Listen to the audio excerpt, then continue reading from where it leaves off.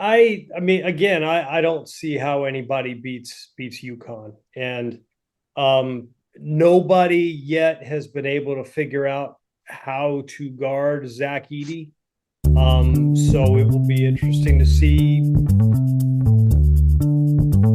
Greetings and salutations, and welcome to the Yacht Coaches Podcast. I am your host, Dr. Keith Adams, and with us today on this Wind Up Wednesday edition as we talk both the NCAA men's tournament as well as a little NBA, our favorite administrator, Robert Abney. Robert, how you doing, man? What's going on? Hey, living the dream as always, sir. A lot of interesting basketball to talk about. I'm not going to call it good basketball. Yes, good. It wasn't all good. All right, segment one, we're going to talk about the best, worst, and most surprising things we saw as we get to the Final Four. In segment two, we have to talk about things strictly for entertainment purposes only because it's going crazy, and we've got to unpack this. And in segment three, we'll still talk about the NBA, but man, after a week of watching Talking Heads, we've got to do better. But first, Robert, what was the best thing you saw as we head into the Final Four and you were on site for some of it? Well, yeah, I got to watch the Sweet 16 games in Dallas. So it was North Carolina State and Marquette and Houston and Duke. But the best thing I saw was, I mean, UConn just looks unstoppable right now. I don't see anybody beating them. Alabama can score,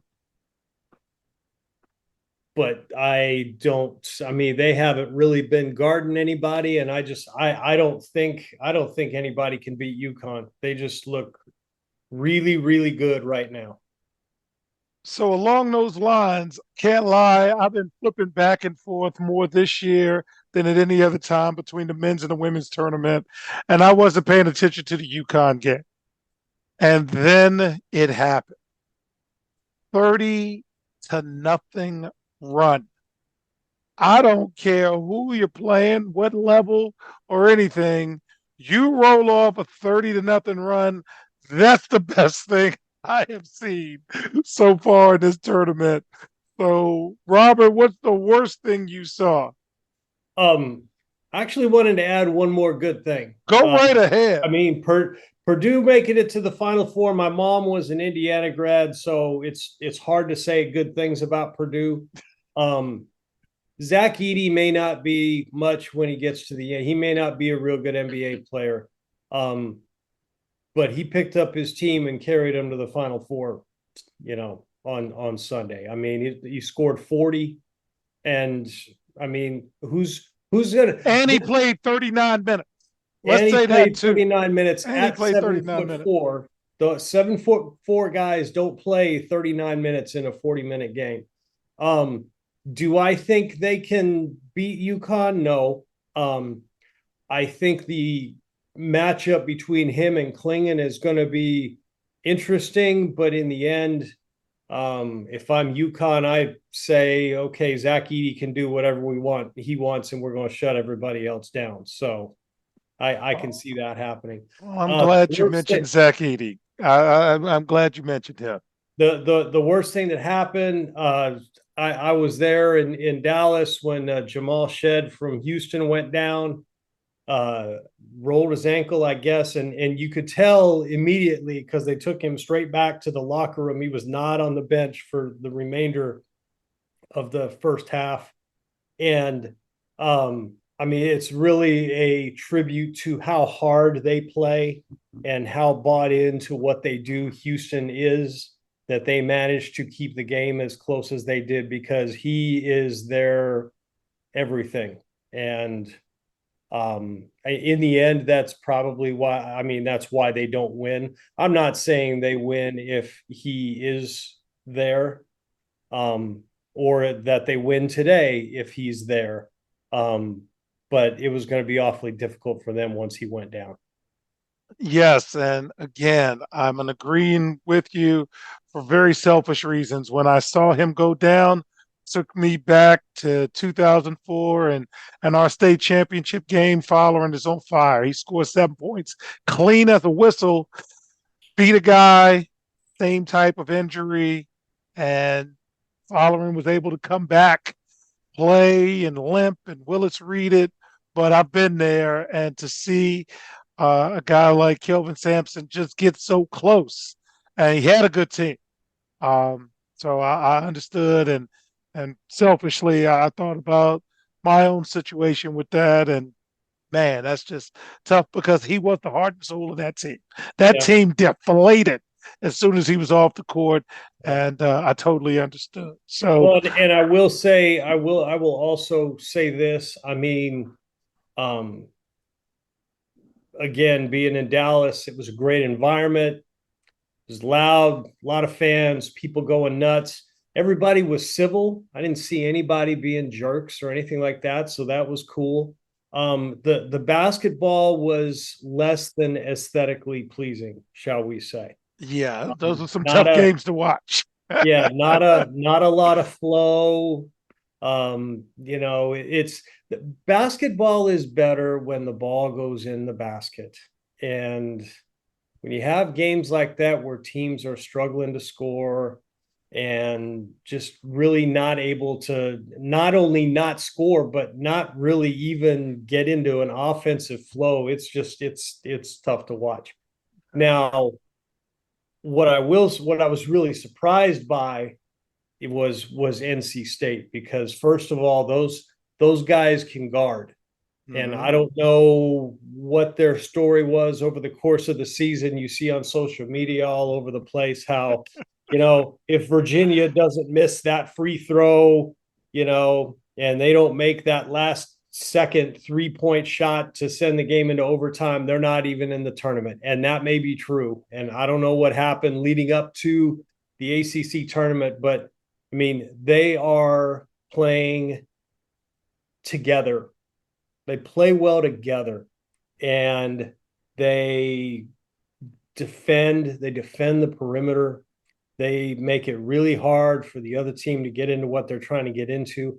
And the other thing that really surprised me about them, and I did not know this, they are old. Oh, yes, indeed. They are old. Was it four graduates They and a start a senior? senior and 4 graduate students. They are old. And that probably is a little bit to their advantage because when you got 23, 24-year-old men playing against 18 and 19-year-old boys, that makes a difference. And the maturity level makes a difference. So Yeah. I'm happy. I love chaos in the NCAA tournament, so I'm always cool when an 11 seed goes to the Final Four. I think that's great. Yeah, and that goes along with my surprising Alabama and NC State are in the Final Four. I'll be in Phoenix fans. Yes, I was rooting for a different Final Four. Of course I was. But there are connections in CKA with NC State and Alabama. My cousin Michelle is a graduate of NC State. A very good childhood friend of mine is in charge of the math department at NC State, and she helped me out with some stats.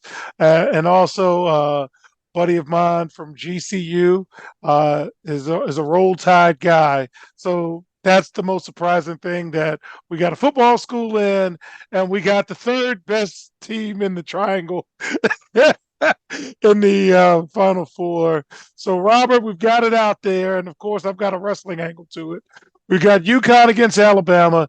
UConn is like Roman Reigns in this WrestleMania weekend. They're going for history. So I think Alabama is just a road, a speed bump as they travel to history. And Purdue reminds me of Cody, guys, Cody Rhodes.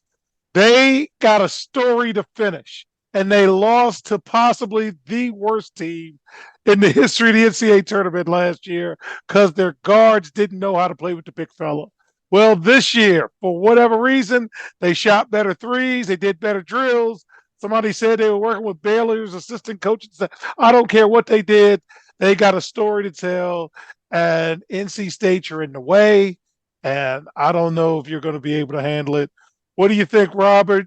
UConn, Purdue, or do we get an upset to make the country upset and the clicker sounds go that way. Well, I mean, again, I don't see how anybody beats UConn, and nobody yet has been able to figure out how to guard Zach Edey. So it will be interesting to see. I mean, the other thing about NC State is NC State runs three big guys in and out, and they all play. They all play pretty good defense. They're all physical. They all rebound. They all get after it. So they do have bodies they can run at him. And the big kid for NC State, he only plays like 27 minutes a game anyway. So, it's not like he's going to get tired and get in foul trouble. I mean, he might still get in foul trouble, but it's not going to be because he's getting tired, because they run him in and out anyway. So, I mean, that's not a terrible matchup for NC State, but they have a hard time of scoring, though. I'm watching them, and it's difficult for them to make shots. And Purdue is shooting the three well, and they're playing through the big. So there's a stat I like to look at called degree of difficulty in scoring. Yeah. And even watching them play Duke, scoring looked hard. It didn't look easy. Well, and DJ Horn, that's their leading scorer, and he is not a big dude. He's little. He's probably about 6 feet tall. He is not thick. He's not very heavily built, and I just don't know if he is going to be able to find space to score, because, like you said, it looked difficult, and it was difficult from watching it in person. It was difficult for people to score. So there you go. I think it could be Purdue and UConn in the final, and I don't see how Cody's got to finish the story. No. UConn's going to win that. All right. Yeah. So, fans, when we get back, a lot of gambling talk in both college basketball and the NBA. I'm glad I got my administrator here to help us kind of sort these things out, because, Robert, it doesn't seem like they're doing it strictly for entertainment purposes only. We'll be right back on the Odd Coaches podcast. The reviews are in for Dr. Keith Adams' book, Finding the Balance, My Personal Journey to Academic and Athletic Success. College professor and student-athlete academic expert Dr. Lisa Rubin said, "There is nothing out there like this book, so I do hope people will pay attention and give it a read." Former George Mason standout Folarin Campbell said, "Consider this book an opportunity to work directly with Dr. Adams, just like I did. I assure you that there will be something you can take away that will be useful to you throughout your personal journey." Ryan Waite, a recent college graduate who is a software engineer, said, "I like how the book is based on research, which makes it good for general students as well as student athletes." The book serves as both a memoir to Dr. Adams' 30-year academic and athletic career, as well as an instructional guide to assist student athletes, parents, coaches, teachers, and administrators navigate through the challenges of finding a better balance between academic and athletic success. The book includes over 15 personal stories and anecdotes from Dr. Adams, along with numerous former players and colleagues from a variety of sports and endeavors. You can order your copy at www.ckasaveproject.org. From the main page, simply click CKA Save Project Services and order the Find the Balance book. For more information, contact Dr. Keith Adams by email at cka@ckasaveproject.org. Welcome back to the Odd Coaches podcast. In segment 2, we're going to spend the segment talking about things strictly for entertainment purposes only, or at least it should be. So ever since the U.S. Supreme Court cleared the way for legalized sports betting way back in 2018, doomsayers have warned about the proliferation of gambling and illegal activity and all of these things. And unfortunately, since like the beginning of March, Robert, there's just been a lot of stuff going on. We talked last season about the former Jacksonville Jaguars employee sentenced to 6.5 years in prison. He stole $22 million. And then baseball, Shohei Ohtani's story is a little shaky, but we'll just say that there's been some controversy. And that's a little shaky. In the NBA, you got people calling coaches up. You got stuff on prop bets. Jonte Porter, who's a two-way player for Toronto, being investigated. Cleveland Cavs coach JB Bickerstaff mentioned that he's been receiving threats. And Charlie Baker, president of the NCAA, is calling for a ban on college prop bets in states with legal sports wagering. And even the players in college, North Carolina big man Armando Bacot said the culture around sports betting has gotten out of hand during March Madness. And he revealed that he's received more than 100 direct messages from upset bettors. Robert, what are we doing? Talk me through this thing, man. I mean, my initial reaction to all of this is, well, what did you think was going to happen? I mean,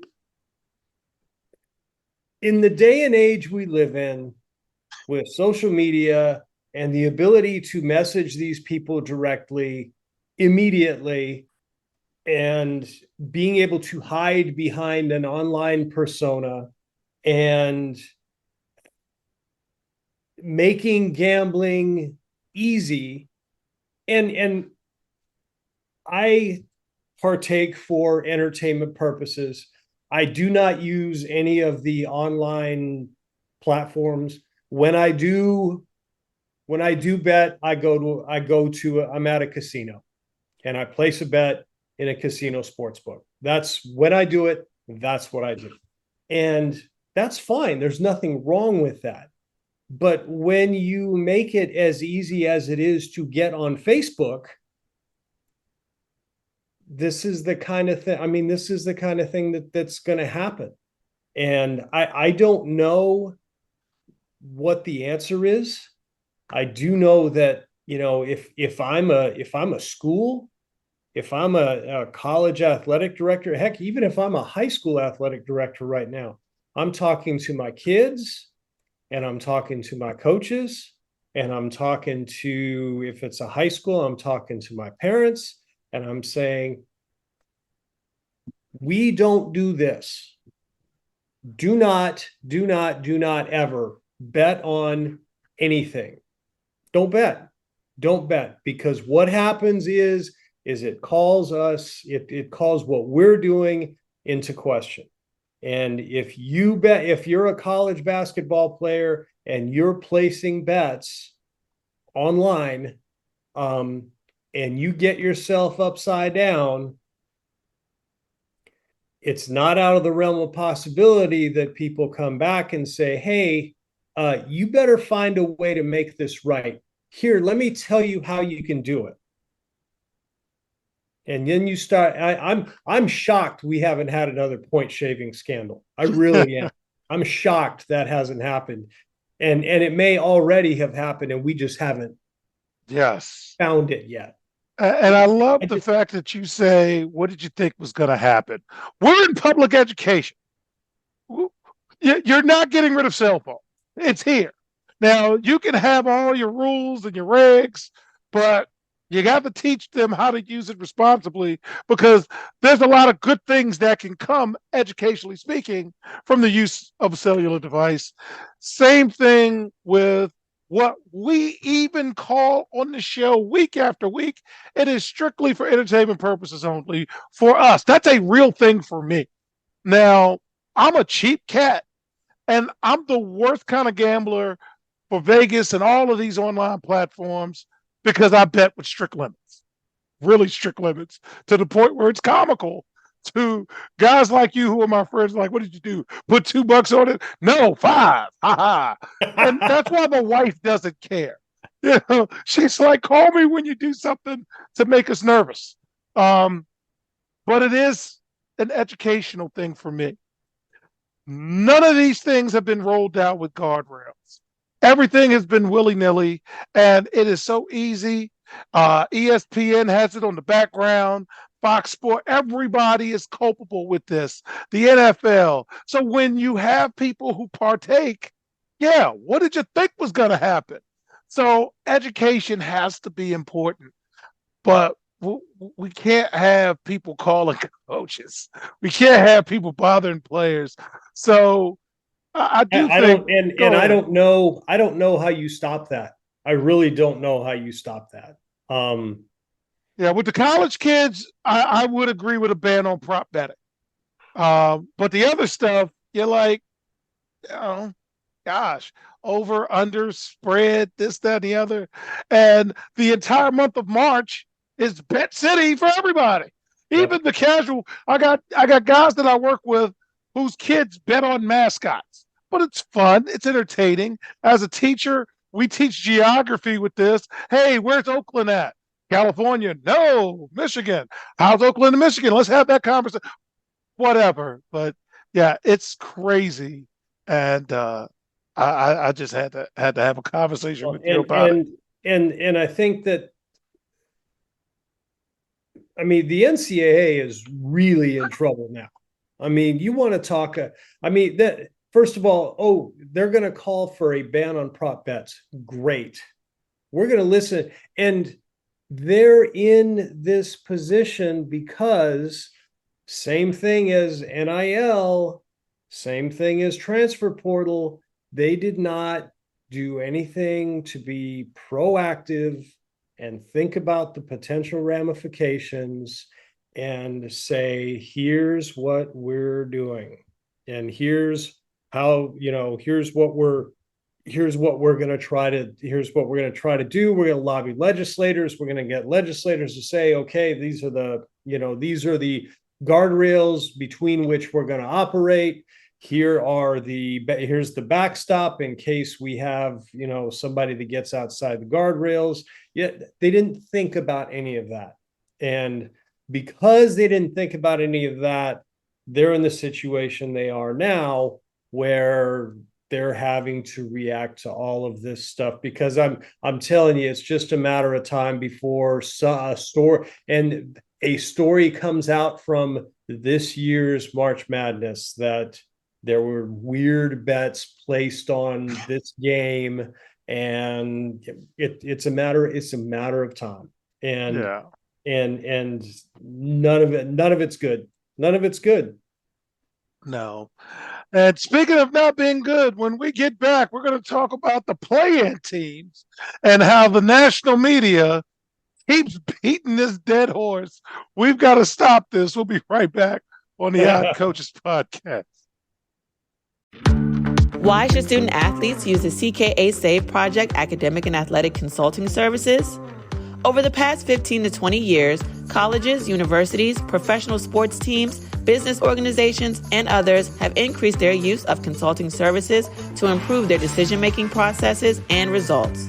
Over the same time, the athletic and academic landscape has changed for high school and college student athletes as the NCAA has raised initial academic eligibility requirements for student athletes while decreasing the number of transfer restrictions. Former college student athletes have noted that they were academic and athletically unprepared for the rigors of college. Let the CKA SAVE Project's close to 30 years of academic and athletic experience help guide student athletes to increase success as we work to help student athletes achieve the goal of obtaining a college degree. For more information, contact Dr. Keith Adams by email at cka@ckasaveproject.org. Welcome back to the Odd Coaches podcast in segment 3. The NBA regular season ends Sunday, April 14th. The play-in games begin April 16th through 19th, and the first round of the playoffs begin April 20th. So, Robert, I'm going to go through the top 10 teams, and then we're just going to rip on the national media because you guys are killing me. Boston's won. And Boston's won. Who cares if they lose? They don't care. All right, got that out of the way. Minnesota's 2. OKC's 3. Denver's 4. The Bucks are 5. The Clippers are 6. New Orleans is 7. Dallas is 8. The Cavaliers are 9, and the Knicks are 10. In the East, Robert, the top 6: Boston, Bucks, Cavs, Knicks, Magic and Pacers, 7 through 10, Heat, Sixers, Bulls, and Hawks, 11 through 15, Nets, Raptors, Hornets, Wizards, and Pistons. Hottest teams, Boston, even though if you listen to the national media, you think they're about to fall off a ledge. And the Knicks, I think I could score 60 on 60 shots. But what are your thoughts on the East right now, Robert? Because, again, I had an entire week of national sports talk. We're on spring break, and yeah, I'm paused by Hey, all of the talk. I'm with you. Boston right now, Boston is bored. They're bored, and coach is probably trying to figure out load management and properly apportioning minutes so people don't get their legs worn out and all that kind of stuff. And he's not worried because what are they 10 games up, something like that? They're 10 games ahead of Milwaukee or something crazy. I mean, they're not in any danger of losing the top seed.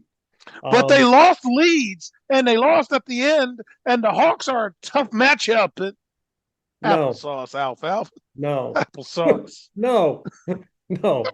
They're bored. That's it. Yes. All right. And should they? I mean, should they worry about closing games out and stuff? Yeah. I mean, you want to make sure that you do that. You want to be in the habit of that, but is that a red flag? No, not Not at necessarily. all. Not Not right at now. all. It's an 82 game season, and yes, they're bored out of their minds. And there's a reason why they were up 30 to begin with. But I Mhm. digress. Let's go to the West. Top six, and they're all battling in Minnesota, OKC, Denver, Clippers, New Orleans, Mavs are the top six. 7 through 11, the Suns, Kings, Lakers, Golden State, and the Rockets, who are on fire. And 12 through 15, Jazz, Grizzlies, Blazers, and Spurs. Hottest teams, Rockets and Dallas. Tell me your thoughts this week because, again, I keep hearing about all types of things. And at the end, it's going to be Denver winning. But tell me what you're seeing. I agree. And if I'm Minnesota and OKC, I want to do I keep saying this. I don't want to see Denver till the final. But the Lakers are hot, and if they match up with the Minnesota Timberwolves, you've got LeBron and AD, and that team is putting it to exactly, No, exactly. no, no. I mean, it's just I here's a good question though. This is who in the top six, who will give Denver the most trouble? In a 7 game series, no one, because you have to beat Joker and those cats 4 times, and they're going to lose 2 games, and it's going to be 3-2. They're going to close out in altitude, but Phoenix is not playing well, and they haven't played well all year. The Kings, I think they just lost somebody, and Mhm. they weren't deep enough to begin with, and they keep shoving the Lakers down our throats. And I'm like, okay, hey, call me wrong. I've been wrong before, but I don't think I'm wrong about this one, which takes us to our story of the week, Robert. It Mhm. rarely ends well. Again, spring break, watch a lot of talking heads. By the way, the OCP is pretty good at this thing, by the way. Yeah. And the story of the week was Draymond get kicked out of a game and Steph showing emotion and Steve Kerr being culpable. Wait a second. Draymond is a depreciating asset. Guys that he would kill are starting to beat him. It rarely ends well. They're holding on to a thread, and let's just say they make the play in. They're not winning in the first round. So they're not going to blow it up. Are they going to cut Clay? Are they going to cut Draymond? Are they going? Steph's not leaving. Steph wants to be a lifer. You set this up. You drafted a bunch of guys that couldn't do it. The guy you punched in the face is missing shots from my local team. It's just not going to end well, and you got to watch it. And you got a new arena that you're not going to fill up pretty soon because Steph's going to leave in 2, 3 years. Yeah, what do you want, man? You did this, so I don't feel bad for you.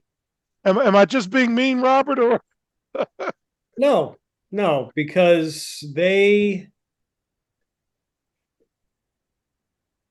and I guess I don't understand entirely the professional mindset when it comes to being a coach and dealing with, these players who make a lot of money, who you invest a lot of money in. I guess I don't fully understand that because when I have someone who is doing things that sabotage the team, I'm going to address it with that person, and we're going to have some, increased discipline. And at some point, I'm going to say, this is it. We're done here. You can either play basketball or you can become a wrestling heel, but you're not going to do both. Because that's what it's really come down to. Every time he comes back from an injury or from a suspension, it's really just a matter of time. I mean, he got thrown out of that game the other night, and I saw that it wouldn't shock me if the league suspends him again. Wouldn't shock me at all. Yeah. And to go on that lines, I am a firm believer in terms of leadership, and we'll talk leadership. I'm a firm believer of conversation over confrontation, but I will confront you. And we're past the point of having conversations. Now we have to have a confrontation, and something has to happen. But as a result of that something happening, you sabotage your own, playoff chances, but you're not good anyway. And people only do what you allow them to do. And you've allowed this for so much. That's why I don't feel bad for you. Mm-hmm. So to close, Final Four here, Robert. We will tape in Phoenix next week. I'm looking forward to seeing some old friends, meeting some new ones. Intern extraordinaire 0.5 will be there with the camera, phone, and everything. Robert, any final thoughts on Phoenix, the Final Four? Anything I should look for? I think you've passed through Arizona a time or two in your day. I've only spent a little bit of time in Phoenix. I've passed through a few times. Haven't spent a whole ton of time in Phoenix. Get yourself over to Scottsdale and wander around a little bit if you can. Just find yourself some good Mexican food and enjoy the warm weather. All right. So on behalf of our favorite administrator, Robert Abney, I'm Dr. Keith Adams saying thank you for listening and or watching the Odd Coaches podcast, and we'll see you on the sidelines. Till next time, take care. The Odd Coaches podcast is sponsored by the CKA Save Project. The CKA Save Project is an industry leader in providing student-athlete academic and athletic support. From assessing student-athletes' academic and athletic skills, to measuring and monitoring student-athlete academic progress, to improving student-athlete time management and organizational skills, the CKA Save Project provides wraparound services for student-athletes from middle school through college. For more information, visit us on the web at www.ckasaveproject.org or schedule a free consultation with Dr. Keith Adams by emailing cka@ckasaveproject.org. We hope you enjoyed today's show. The Odd Coaches podcast drops new episodes every Tuesday through Friday on most weeks. Make sure you subscribe to the Odd Coaches podcast on Apple Music, iHeartRadio, Podbean, Spotify, and YouTube. Follow the Odd Coaches podcast on Twitter and Instagram at Odd Coaches. Follow Dr. Adams on Twitter and Instagram at CKA Save Project. In addition, follow Coach Mike Francis on Twitter and Instagram at Coach Franchise, spelled Coach FRANCHIZE. For more information about the CKA Save Project, please visit them on the web at www.ckasaveproject.org. See you next time on the Odd Coaches podcast.